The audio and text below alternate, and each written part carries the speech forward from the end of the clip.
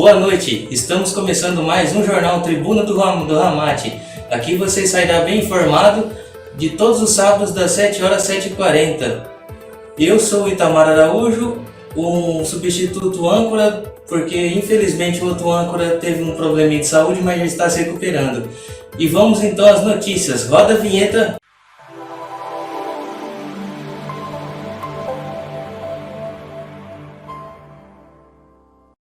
Vamos à notícia de Itaporã, vejamos o que temos nessas manchetes. Então vamos para as notícias. Notícias da manchete de hoje, do dia 5 de setembro de 2021, é a seguinte. Novo decreto mantém orientações recomendadas protocolos de biossegurança em Itaporã.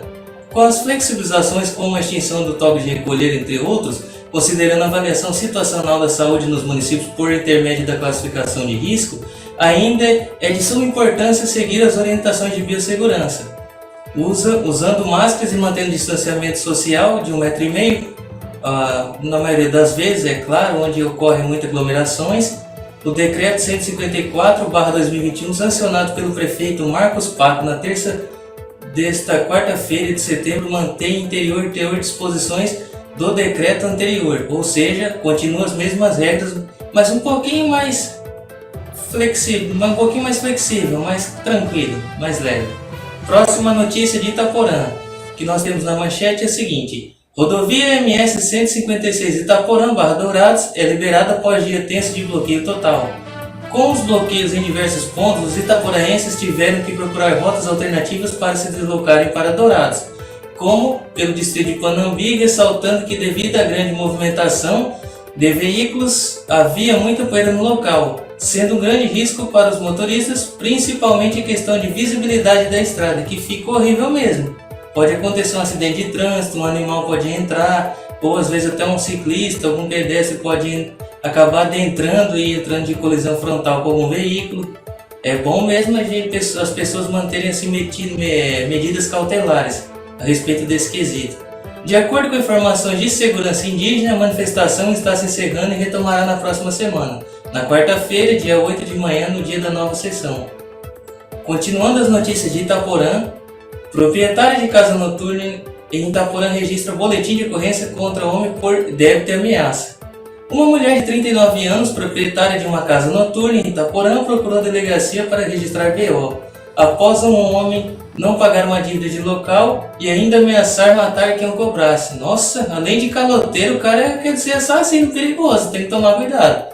Segundo o comunicante, o autor foi até o local e contratou o serviço de acompanhante com duas meninas no valor de 350 e 450, bem como consumiu bebidas alcoólicas e pagou bebidas alcoólicas às meninas da casa durante o programa. Ainda o autor utilizou o quarto do local no valor de R$80.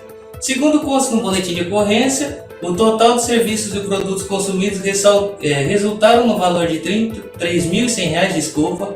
A vítima contou que o homem tentou realizar o pagamento através de cartão de débito, o qual não passou por não autorizado pelo emissor. Quando veio assim, já torrou todo o dinheiro mesmo, queria bagunçar. O autor então sugeriu deixar sua motocicleta penhorada. O autor saiu do local acompanhado de uma das meninas para ir para casa e referida menina voltar com a motocicleta, porém o homem tomou rumo à boca de fumo, fazendo movimentos com a motocicleta para que a menina caísse. Tem essa história, uma complicada história, tem que ser em Itaporã esse tipo de história, mas em qualquer município também tem uns pá virado assim.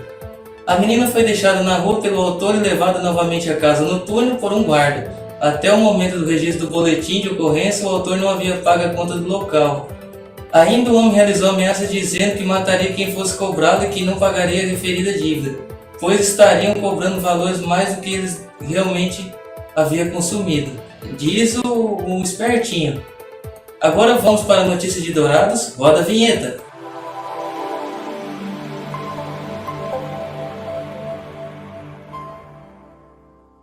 Voltando da vinheta, vamos para as próximas manchetes do município de Dourados. Vereador acusado de agredir e ameaçar noiva tem prisão convertida em preventiva. É só no Brasil que os únicos que não vão para a cadeia é político e quando a pessoa tem um poder aquisitivo muito alto. Aí vira medida preventiva. Agora se for um pobre pré-rapado, você vai preso. A justiça converteu em preventiva a prisão do vereador Diogo Silveira Castilho, de 36 anos, detido em flagrante na noite desse sábado, após ser executado de xingar, agredir e ameaçar a própria companheira.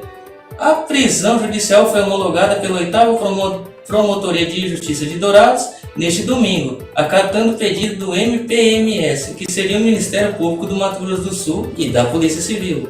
Assim, Diogo pode ser levado a qualquer momento para o PED, que, para quem não sabe, a sigla significa Penitenciária Estadual de Dourados, onde vai aguardar pela audiência de custódia que deve acontecer quinta-feira, próximo dia útil. Conforme o boletim de ocorrência registrado no início da madrugada neste domingo, a Polícia Militar foi acionada para verificar a possível caso de violência em residência localizada no bairro Parque Alvorada, em Dourados, por volta das 10h30 de sábado. Diogo teria passado o dia ingerindo bebida alcoólica juntamente com a esposa e eles estavam acompanhados por amigos em outro local. O casal começou a discutir após retornar para casa, onde teria iniciado uma discussão motivado, segundo depoimentos, por ciúmes. Além de ofensas verbais, ele é acusado de segurar a vítima pelo braço, jogar da cama e tentar asfixiar utilizando as mãos. Puxa, acho que o trabalho está estressando ele muito, hein? A esposa de Diogo relatou ainda que ele teria feito ameaças contra a vida dela e de familiares. Próxima notícia, graças a Deus que vamos para a próxima, porque cada notícia horrenda e Deus me livre. Polícia Militar que atua em Dourados completa 186 anos de atividade. Neste dia 5 de setembro de 2021, a centenária Polícia Militar do MS completa mais um ano de existência. Na semana do seu 186º aniversário, queremos lembrar a população que a Polícia Militar é a polícia do povo sul-mato-grossense, a polícia mais acessível, defensora e guardiã dos direitos individuais e coletivos de nossa comunidade. E porventura agora uma opinião minha, eu parabenizo as ações desses policiais pelas medidas de segurança que eles mantêm em nosso município. Minha satisfação, o meu respeito e o meu apoio aos policiais, não só da esfera militar, mas civil, federal, entre outras. Vítima tem cartão e documentos furtados na casa da acolhida. Na noite deste sábado, um homem de 32 anos teve uma calça e cartão e documentos pessoais furtados na casa da acolhida, localizada na rua Jandaia, no Jardim Hasley, em Dourados. Segundo o boletim de ocorrência, o homem estava no local para pernoitar, momento em que um indivíduo conhecido como Dias, morador de rua, chegou embriagado e foi impedido de dormir no local. O mesmo pegou a calça da vítima, que estava estendida na cabeceira da cama, e saiu sem ser encontrado. Ainda de acordo com informações, o autor é um homem alto, forte, de cabelos grisalhos, barba feita e idade aparente de 50 anos. O caso foi registrado na Delegacia de Pronto Atendimento Comunitário, DEPAC, de Dourados. Agora vamos para a notícia de Aconteceu no Mundo. Roda a vinheta.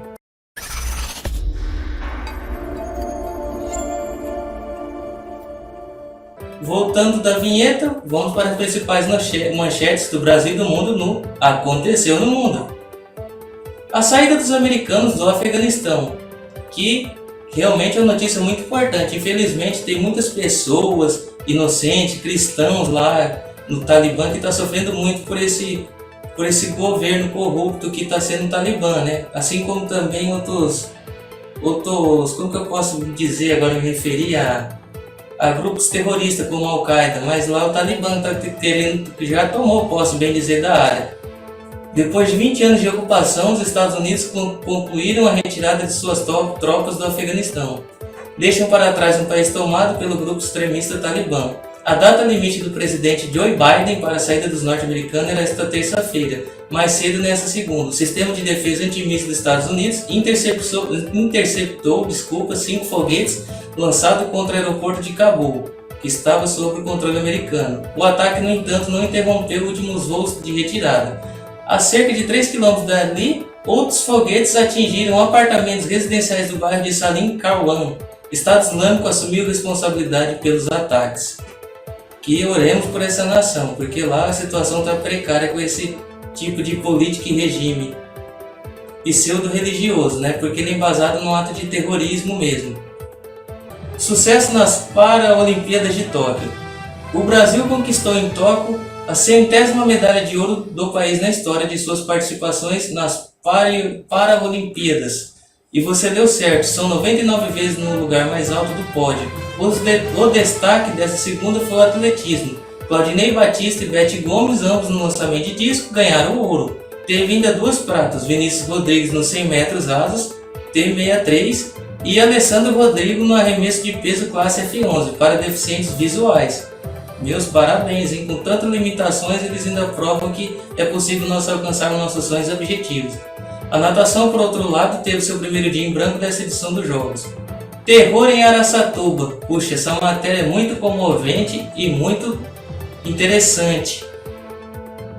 Araçatuba, no interior de São Paulo, viveu uma madrugada de terror nesta segunda-feira, num mega assalto que levou pânico à região. Uma quadrilha de 20 homens atacou 3 agências bancárias e levou dinheiro de 2 delas. O valor não foi informado. 3 pessoas morreram, 2 moradores da cidade e um dos criminosos envolvidos no assalto, outros 5 ficaram feridos. Os bandidos espalharam explosivos. Olha a situação, gente. Além de você pagar seus impostos, trabalhar e querer ter um dia de noite de tranquilidade, você não consegue por causa desses meliantes que pensam só em enriquecer ilicitamente. Os bandidos espalharam explosivos pela rua e pararam na cidade. Fizeram reféns entre motoristas e pedestres. Algumas das pessoas abordadas foram usadas como escudo humano. Uma delas que foi colocada em cima do capô de um carro e ouviu se soltar e levar tiro. Ou seja, você está trafegando na rua como um cidadão normal que paga seus impostos honestos e vai no meliante desse, te usa que como refém esse escudo humano não para retardar a ação da polícia, porque você é um cidadão inocente na situação e você ainda sofre ameaça ainda sem dever nada. Se soltar, leva um tiro, ou seja, você não tem direito a nada, você ali já é um nada, é um vítima ali da sociedade. Mas vamos terminar a matéria. O grupo incendiou veículos para fechar vias e atrapalhar o deslocamento da polícia. Também usou drone para monitorar a chegada dos agentes. 3 suspeitos acabaram presos, graças a Deus que teve prisão desses meliantes. Especialistas em segurança pública afirmaram que o tráfico é que fornece armas, munições, cartuchos e dinamites e aos bandidos chamado Novo Cangaço. Olha só, já querendo pegar a influência da alcunha lá do cangaceiro, lá do antigo Lampião, como que agiu em Araçatuba. Agora vamos para Desvendando a Política. Por favor, roda a vinheta, porque essa última notícia foi muito tensa.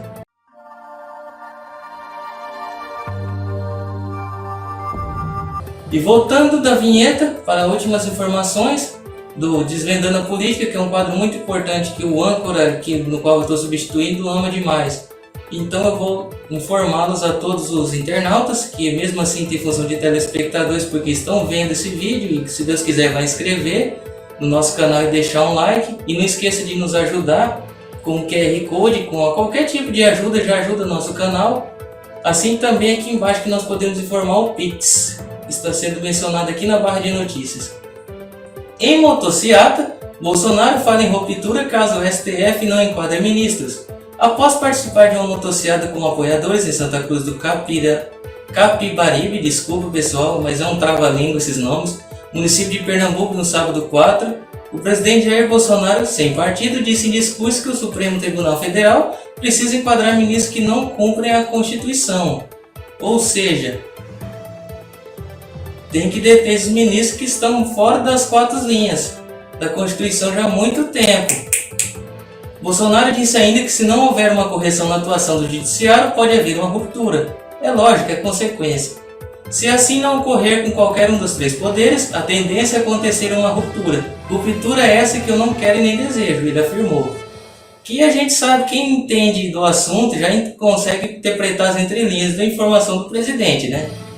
Embora não tenha citado os nomes dos ministros Alexandre de Moraes e Luiz Roberto Barroso em sua fala, o presidente voltou a criticá-los. Tem 1 ou 2 ministros jogando fora as 4, que eu acabei de citar, ministros jogando fora as 4 linhas da Constituição, não podendo admitir que 1 ou 2 homens ameacem nossa democracia ou a nossa liberdade, disse o nosso presidente.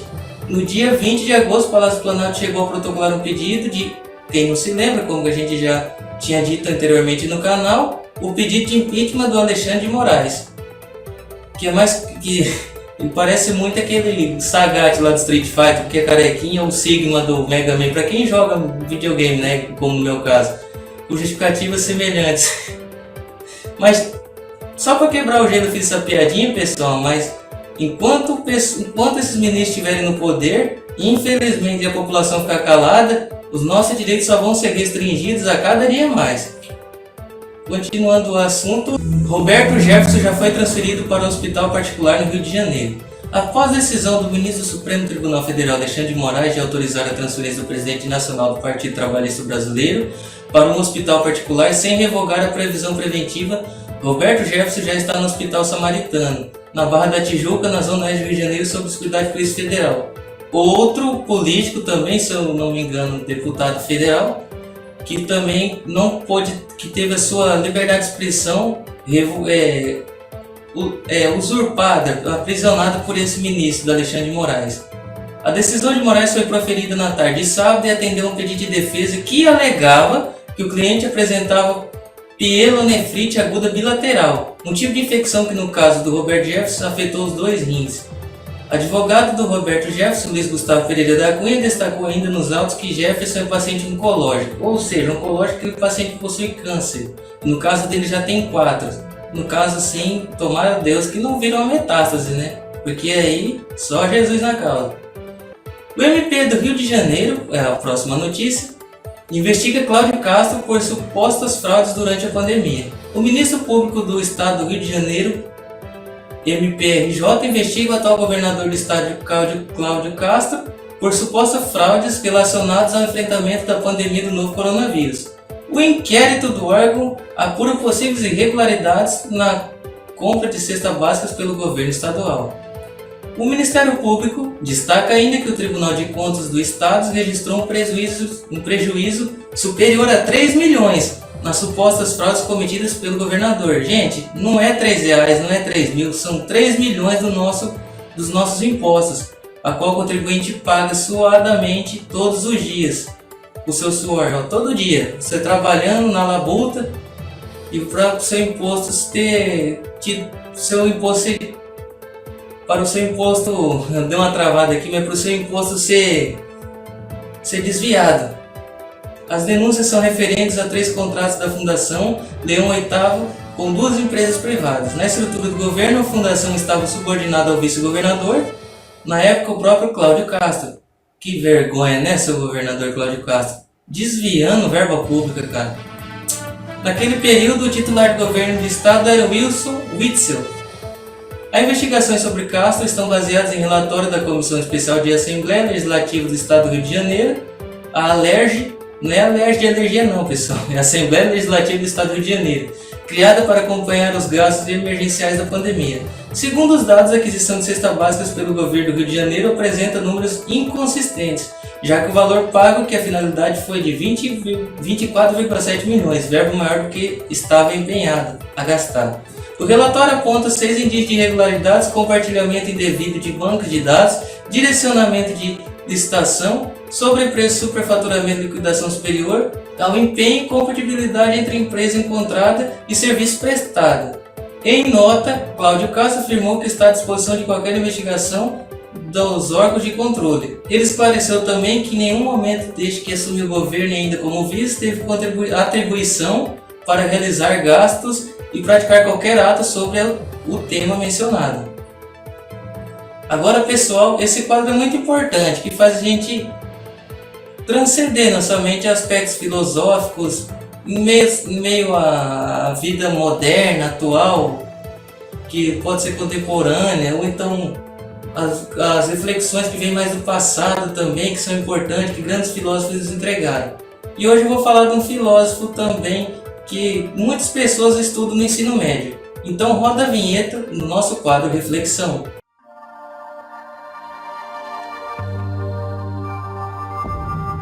Ok, voltando da reflexão, eu quero falar a respeito do mito da caverna de Platão, e referente a vários aspectos. Pode ser religião, pode ser político, pode ser ideológico, pode ser da sua família, pode ser em quesito familiar, de caráter, não importa.